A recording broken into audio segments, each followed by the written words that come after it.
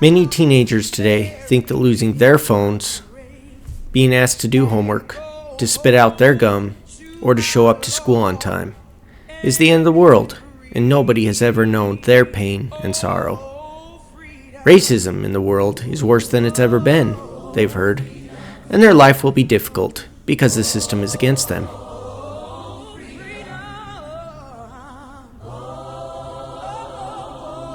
And y'all fools think that's something?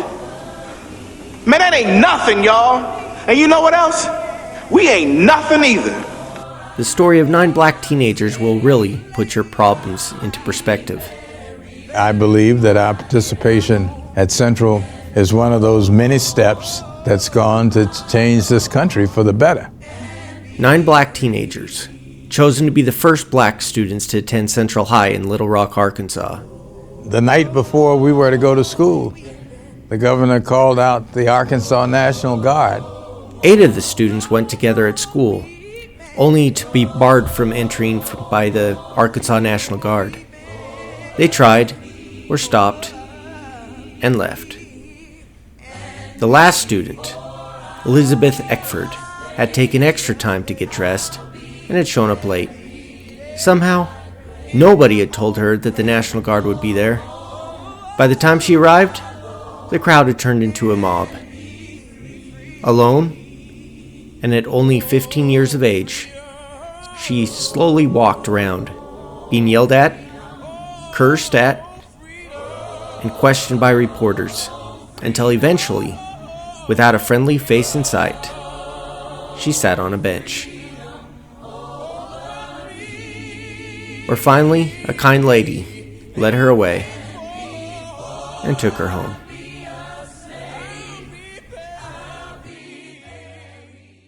President Eisenhower sends 500 troops of the 101st Airborne Division of the United States Army.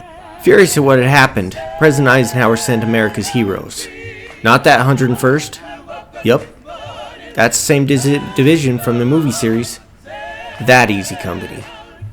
It was an army unit made famous for its performance during World War II. They took the town by storm. Nobody would dare mess with it. Eisenhower made it clear that African American students would be attending Central High School, and this time, no mob would be stopping it.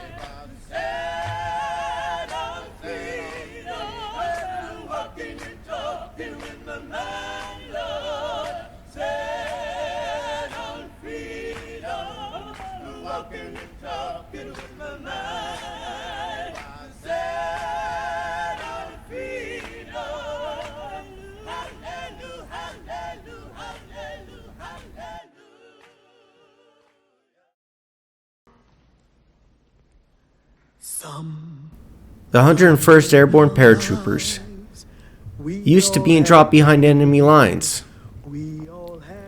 They marched in the streets. They marched to the school. They came with one goal: to protect the students at the school, at home,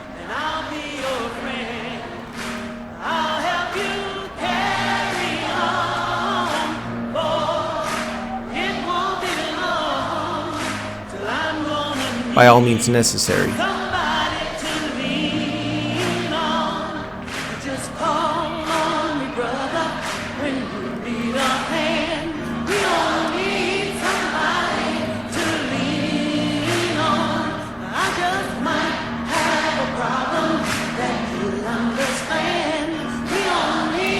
The Little Rock Nine arrived in style, escorted by the Army all the way to the steps of the school.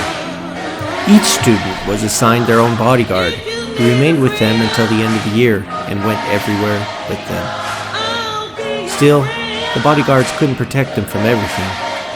Legs were constantly trying to trip the kids. Spitwads, no doubt accidentally fired, just happened to hit them. And still they went, for the entire year, day after day, month after month, paving the way for future African Americans. And that is why the Little Rock Nine are heroes. Heroes that will never be forgotten.